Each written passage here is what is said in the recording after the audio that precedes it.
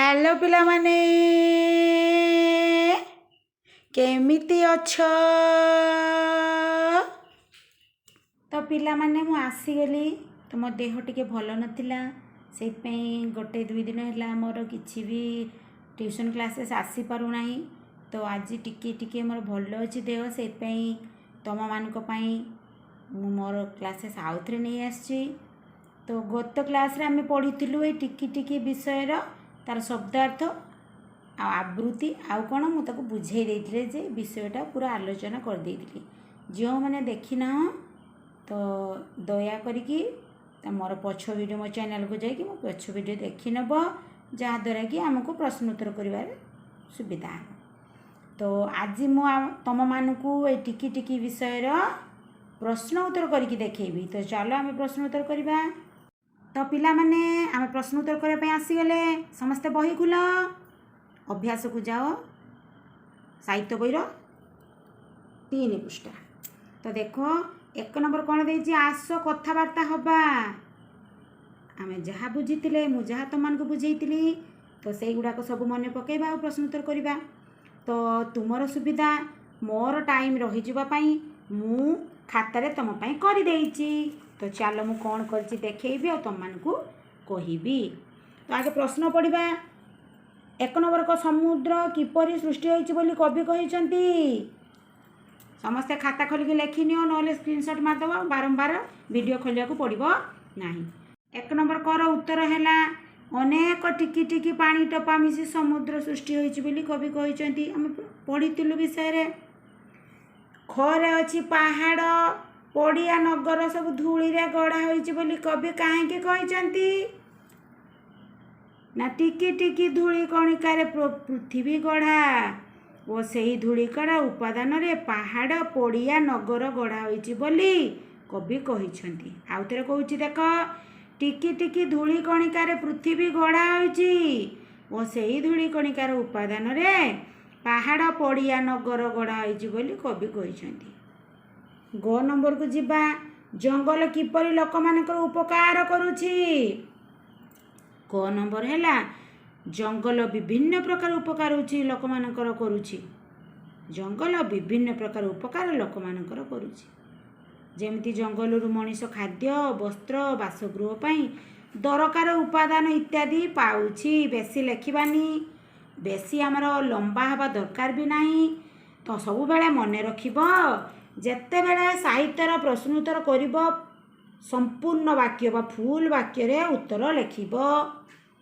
ग हैला तापरे घ तोफा करंती खिति पदटीर अर्थ कौन मु सबुर शब्दार्थ कहि देइतिली। तोफा माने कौन खिति माने कौन तोफा माने उज्जवल खिति माने पृथ्वी। तो तोफा करंती खिति यार अर्थ होउछु पृथ्वी को उज्जवल करंती पृथ्वीर अंधकार को दूर करिक उज्जवल करंती लिखि परिबा बा पृथ्वी को उज्जवल करंती जेटा लिखिले भी ठीक। उ दयामयंकर चर कहले कौन बुझा जाए। तो उर उत्तर है दयामयंकर चर कहले भगवान को दूत को बुझा जाए विषय सब बुझेइतिली। तो से गुड़ा प्रश्न उत्तर लिखिबो। तापर हैला चो कौन कले आमर जीवन सार्थक हेबो जदि आमे टिकी टिकी महत कार्य करी अन्य मानकर उपकार करि परिबा तेबे जाई आमर जीवन सार्थक हेबो। आउ थरे कहि रखिबी जदि आमे टिकी टिकी महत कार्य करी अन्य मानकर उपकार करि परिबा तेबे जाई आमर जीवन सार्थक हेबो।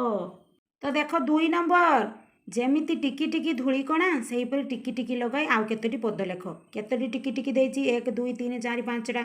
तो एई टिकी टिकी पाखकू आमे तार शब्द लिखिबा। तो देखो टिकी टिकी चढ़ई टिकी टिकी पानी टपा टिकी टिकी तारा टिकी टिकी गछ और टिकी टिकी फूल मन रहला चढ़ई पानी टपा तारा गछ फूल। 3 नंबर है तले 4टी शब्द लिखाई प्रति शब्द तले 2टी लिखाई एपरी शब्द लिखा जपरी तलू तल थी शब्द गुड़ एका बेले शुभुव। उदाहरण भी दे देइछि जेमिति सिंधु और इंदु लास्ट अक्षर इंदुंदु होउछि सेरक धरा धन आउ नर लास्ट अक्षर एका बेले उच्चारण होगा दरकार। तो देख पिला माने 3 नंबर सिंधु इंदु दे देइतिला ଏବେ ଧରା ଧରା ତଳକୁ ଲେଖିବା ଗୋରା ସରା ଦେଖିପାରୁଛ ଏକା ଧରା ଗୋରା ସରା ଧନର ହେବ ମନ ଆଉ ଜନ ନରର ହେବ ବର ଆଉ ସର ଖାତାରେ ଲେଖୁଛ ନା ବହିରେ ଲେଖୁଛ ଯାହା ବି ଲେଖୁଛ ଠିକ୍ ଲେଖିବ ତ 4 ନମ୍ବର ଦେଖ ତ 4 ନମ୍ବର ପ୍ରଶ୍ନ କ'ଣ ଦେଇଛି ଦେଖିବା 4 ନମ୍ବର ପ୍ରଶ୍ନ ଦେଇଛି ଆସ ତଳ ଶବ୍ଦ ଗୁଡ଼ିକର ଅର୍ଥ ଅଭିଧାନରୁ ବ୍ୟବହାର କରିକି ଲେଖିବା ବୁଝିପାରିଲ ଦେଖ 4 ନମ୍ବର ଧରା ମାନେ ପୃଥିବୀ ତୋଫା ମାନେ ଉଜ୍ଜଳ ବିନାଶୀ ମାନେ ଦୂର କରି କ୍ଷିତି ମାନେ ପୃଥିବୀ ସୁଗତି ମାନେ ଭଲ ଗତି ବା ଉତ୍ତମ ଗତି ମର୍ତ୍ତ୍ୟ ମାନେ ପୃଥିବୀ ତ 5 ନମ୍ବର କବିତାର କିଛି ଅଂଶ ଛାଡ଼ି ଦିଆଯାଇଛି ସେହି ଅଂଶକୁ ମନେ ପକାଇ ଶୂନ୍ୟ ସ୍ଥାନ ପୂରଣ କର ଟିକି ଟିକି ଧୂଳି କଣିକା ଡେସ୍ ଡେସ୍ ସବୁ ଧୂଳିରେ ଗଢ଼ା ତ ତମେମାନେ ତ ଶିଖି ଦେଇଥିବ ମୁଁ ତୁମକୁ ହୋମୱାର୍କ ଦେଇଥିଲି ତଥାପି ତମମାନଙ୍କ ପାଇଁ ମୁଁ କରିଦେଇଛି ଟିକି ଟିକି ଧୂଳି କଣିକା ମିଶି ହୋଇଛି ଧରା ପାହାଡ଼ ପଡ଼ିଆ ନଗର ସବୁ ଧୂଳିରେ ଗଣା ଲବେ ଲବେ ଦୟା ହୃଦୟ ଦେଇପାରେ ଯେ ନର ସେ ଏକା ବୋଲାଏ ଜଗତେ ଦୟାମୟଙ୍କ ଚର ତ ଯେ ଜାଗାର ଡେସ୍ ଦେବା ପାଇଁ ଦେଇଛି ସେଇ ଜାଗାରେ ଡେସ୍ ଦେଇଦେବ 6 ନମ୍ବର ଦେଇଛି ଗୋଟି ଗୋଟି କେତେ ଗଛରେ ପରା ତିଆରି ବନ ଏତେ ଲୋକହିତ ସାଧୁଛି ଏତେ ବାଣ୍ଟୁଛି ଦନ ଉପରେ ଲେଖାଥିବା ପଦର ଅର୍ଥ 5ଟି ବାକ୍ୟରେ ଲେଖ ଏଇ ଯେ ଗୀତଟି ଦେଇଛି ବା ପଦ୍ୟଟି ଦେଇଛି ତାର ଅର୍ଥ 5ଟି ବାକ୍ୟରେ ଲେଖିବା ତ ମୁଁ କ'ଣ ଲେଖିଛି ଚାଲ ଦେଖିବା ଗୋଟିଏ ଗୋଟିଏ ଗଛ ମିଶି ଅନେକ ହେଲେ ବଣ ହୁଏ ବା ବଣ ସୃଷ୍ଟି ହୁଏ ବା ଜଙ୍ଗଲ ସୃଷ୍ଟି ହୁଏ ଯାହା ବି ଲେଖିପାରିବ ଏହି ବଣ ବା ଜଙ୍ଗଲରୁ ଲୋକମାନେ ନିଜର ଆହାର ପାଆନ୍ତି କେତେ ଫଳ କେତେ ପ୍ରକାର ପତ୍ରକୁ ନେଇକି ରାନ୍ଧିକି ବି ଖାଆନ୍ତି କେତେ କ'ଣ ସବୁ ଆହାର ରୂପରେ ବା ଖାଦ୍ୟ ରୂପରେ ଗ୍ରହଣ କରନ୍ତି ତାହେଲେ ତୁମେ କ'ଣ ଲେଖିବ ନା ଏହି ବଣ ବା ଜଙ୍ଗଲ ଲୋକମାନେ ନିଜର ଆହାର ପାଆନ୍ତି ନିଜର ଗୃହ ଆସବାବ ପତ୍ର ପାଇଁ କାଠ ବାଉଁଶ ଜଙ୍ଗଲରୁ ହିଁ ପାଆନ୍ତି ଆସବାବ ପତ୍ର ମାନେ ଏଇ ଯେ ଚେୟାର ସୋଫା ଏସବୁ ଗୃହ ମାନେ ଘର କାଠ ବାଉଁଶ ଜଙ୍ଗଲରୁ ହିଁ ପାଆନ୍ତି କିଏ ଲୋକମାନେ ଜଙ୍ଗଲରେ ଥିବା ଗଛ ଲତାରୁ ଔଷଧ ତିଆରି ହୋଇଥାଏ ଏହିପରି ଭାବରେ ବଣ ତାର ଅମୂଲ୍ୟ ସମ୍ପଦକୁ ଲୋକମାନଙ୍କ ହିତ ସାଧନରେ ଲଗେଇ ଦେଇଛି କାହିଁକିନା ଜଙ୍ଗଲ ପାଖରୁ ଦେଖୁଛ ତ ଆମେ କେତେ କ'ଣ ପାଉଛୁ କେତେ କ'ଣ ଉପକାର ପାଉଛୁ ତ 7 ନମ୍ବର ଦେଇଛି ପଠିତ କବିତାରେ ଯେଉଁ ପଦରେ ମଣିଷର କିଛି ଭଲ ଗୁଣ କଥା କୁହାଯାଇଛି ସେହି ପଦଟିକୁ ଆବୃତ୍ତି କର ବୁଝିପାରିଲ ଏଇ ଯେ ଆମେ ବିଷୟଟା ପଢ଼ିଲୁ ଟିକି ଟିକି ସେହି କବିତାରେ ପଦଗୁଡ଼ିକର କେଉଁ ପଦରେ ମଣିଷର କିଛି ଭଲ ଗୁଣ କଥା ଦିଆଯାଇଛି ଚାଲ ମୁଁ ତୁମକୁ କହିଦେବି ଯେ କବିତାର କେ ପଦରେ ତାର ଭଲ ଗୁଣ କଥା ଦେଇଛି କାହାର ମଣିଷର ତାପରେ ଆମେ ଆସିଲୁ 8 ନମ୍ବର ଯେମିତି ସିନ୍ଧୁର ଅର୍ଥ ବୁଝାଉଥିବା ଆଉ କେତୋଟି ଶବ୍ଦ